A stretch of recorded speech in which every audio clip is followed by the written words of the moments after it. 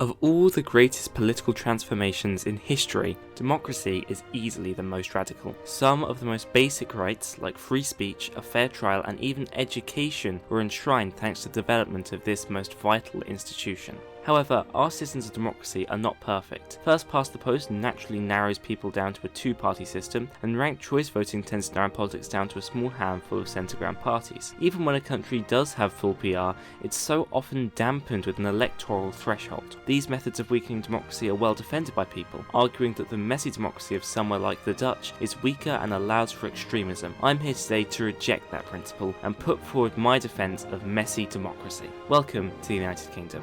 Welcome to our country.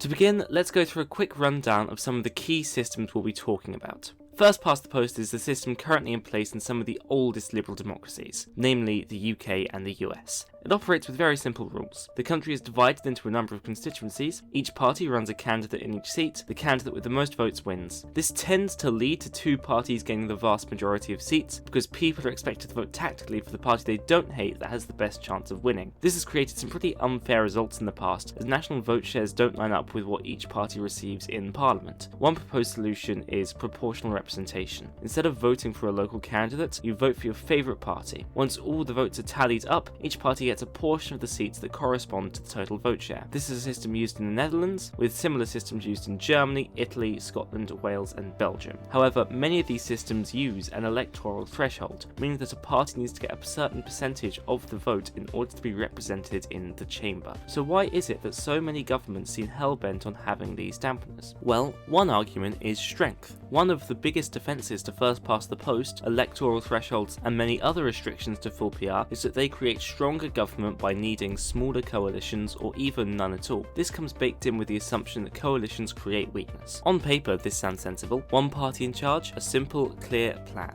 Two parties in charge, two plans. Argument. Three parties in charge, three plans, chaos. But in practice, this doesn't seem to be the case at all, right? Look at the last 16 years of British government. To me, the strongest government with the clearest strategy was the coalition government. Meanwhile, the weakest and most chaotic governments have been the two most recent ones with the two biggest majorities. I think a better way to test strength and, more crucially, stability would be to look at the turnover of national leaders. The office of Prime Minister for the United Kingdom is elected through first past the post and has changed hands 19 times since the Second World War. Comparatively, the office for Chancellor of Germany is elected through proportional representation and has only changed hands 10 times, a little more than half. But sure, Germany uses an electoral threshold to achieve greater stability, so surely first past the post will hold up much better against a messier democracy without the threshold. The Netherlands is known for having an incredibly sprawling, messy democracy which regularly has coalitions of up to 5 parties. Yet the office of Prime Minister has only changed 18 times in the Netherlands, still one less than the UK. Hell, the two longest serving Prime Ministers in the Netherlands have both spent longer in power than the longest serving Prime Minister of Great Britain. The only country that this argument of stability has proven correct for is Italy, but even then, not in recent years. Since 2018, Italy has had 3 Prime Ministers, meanwhile the UK has had 5. If our choice to dampen our democracy was for strength and stability, then it's clearly failed. But I set out to argue against not just first past the post, but the electoral threshold too. Yet all I've done is lay out evidence for it creating stability. So let's look at the biggest reason for the threshold: extremism. Perhaps the biggest argument against full PR is the worry of extremism. The idea that without some protection against it, proportional representation will allow extremist parties into the chamber and potentially the government. This idea stems from the Weimar Republic and the growth of the Nazi regime, with the first modern instances of the electoral threshold coming in West Germany in 1949. I feel like we've seen enough examples of this happening now to understand that these attempts didn't work. Be it the AfD in Germany, Reform and Restoring the UK, or even Trump in America, it's clear that electoral systems can't stop the radical fringes of politics. Therefore, what we should actually measure democracy by is how well the system holds up against such parties entering politics. To do this, let's look at 2 countries where the hard right entered government and reshaped democracy, and let's look at 2 countries where this hasn't been the case. The modern Turkish democratic system was comprised of an additional member style of proportional representation. It was most noteworthy for having a massive electoral threshold of 10%. This meant that after 15 years of coalition government, a single party was able to hold a majority in 2002 2022, under the leadership of Recep Tayyip Erdogan. We know how the story goes from here. In the following years, the AKP placed heavy influence on the Turkish judiciary, media, and electoral process, leading to the arrest of popular opposing politicians and journalists, and led to a country under which elections have been considered mostly free, but anything but fair. AKP has been the party of government and Erdogan the leader of Turkey for 24 years now. Any pretense that Turkey is a liberal democracy has long been eroded. Similarly, Viktor Orban helped pioneer a strain of illiberal democracy that was growing popular on the right, also featuring many large constitutional shifts designed to chip away at the freedoms of the people in Hungary. Fidesz was given its large majority from a similar system featuring a 5% threshold. Orban ruled for 16 years off the back of this system, until recently when some hope was restored to the system by Peter Magyar. Whilst there might be hope now, it took a long time and suffering to achieve it.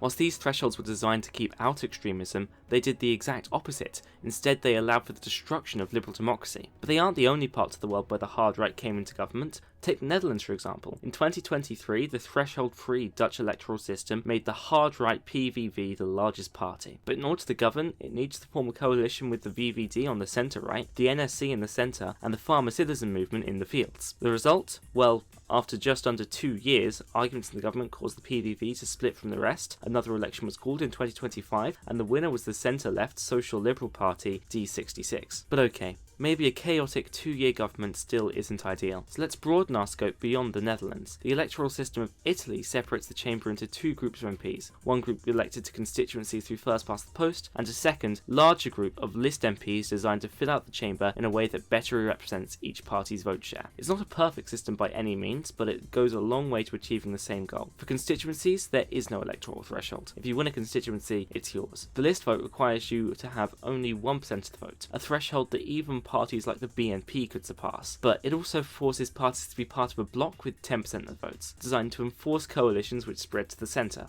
The result? Well, in 2022, the hard right party, Brothers of Italy, came to power in a centre-right coalition, under the leadership of Giorgia Meloni. Today, her premiership is the 5th longest lasting in Italian history. Her party leads the polls by over 6 points, and the centre-right coalition is neck and neck with the centre-left one. There's a good chance she wins the next election and potentially gains the longest running premiership in Italy. None of this was done through methods of obscuring freedoms, censoring the press, or otherwise rejecting democracy. Italy is still a free and fair democracy, one with a very popular leader. Now, it'd be wrong of me to ignore the fact that neither the Dick Schiff government or the Giorgia Meloni government have been lovely. They're both reactionary right-wing governments that have enacted very cruel policies, and support for migrants, the disabled, and the LGBTQIA have gone backwards as a result of them. But the people of the Netherlands were assured by the reasonable belief that the next election would kick the government out. Those suffering under Meloni might have to wait longer, but they can be assured by the knowledge that Brothers of Italy and the centre-right coalition will be voted out at some point. The people suffering under Orban spent 16 years in a state of unease, not knowing if he'd leave even when faced with the election result that kicked him out. People suffering under Erdogan still don't know if they'll be free of him. Now, you might argue that PVV and Brothers of Italy aren't as extremist as the Nazi regime that the threshold was intended to stop, and you'd be right. But neither are AKP and Fidesz. When AKP won their majority in 2002, news outlets were referring to them as a moderate Islamic party. Before finally getting kicked out in 2019, Fidesz were part of the centre-right European People's Party. Party radicalism matters a little, but it's clearly not the sole factor in the destruction of a nation's democracy. But let's look back at that one key case study which brought the threshold about: Nazi Germany. The story goes that the Nazis first gained any level of political relevance in 1928, when the National Socialist German Workers' Party gained 2.63% of the vote and 12 seats. This gave a platform for Hitler to begin gaining political power and relevance until he finally won enough to become Chancellor in 1933. Afterwards, well, we know what happened afterwards. This story, arguably the most well-known understanding of how Hitler came to power, is little more than myth. The truth is that the Nazi Party peaked in terms of support in July 1932, when the Nazis got 230 seats and 37% of the vote. But this wasn't enough to form a government. 4 months later, another election was held, and this time he lost over 30 seats, incapable of forming government. It wasn't until after he was appointed Chancellor that an election was called where he could form a majority. But even then, this was heavily down to the propaganda tactics of Goebbels and the intervention tactics of the SA and SS. There was no free or fair election, which ended in the result of Hitler being elected. So how did that actually happen? Well, after the fall of the Brüning government, Hindenburg began a rule by decree, initially appointing Franz von Papen to the position, despite him having little to no support. After he lost all his support, Hindenburg then appointed Kurt von Schleicher to the position of Chancellor. Well, that went really badly, and because Papen felt stabbed in the back by his former ally, and despite the fact there was no democratic mandate behind it, Papen convinced Hindenburg to appoint Hitler as Chancellor. Hitler proceeded to tear apart the German democracy and greater dictatorship. The chancellorship of Hitler was not the result of genuine elections under PR, but instead the result of three men, two of whom were just attempting revenge on each other, and the other of whom was an 80-year-old who allegedly suffered from Alzheimer's. Despite all of this, the myth persisted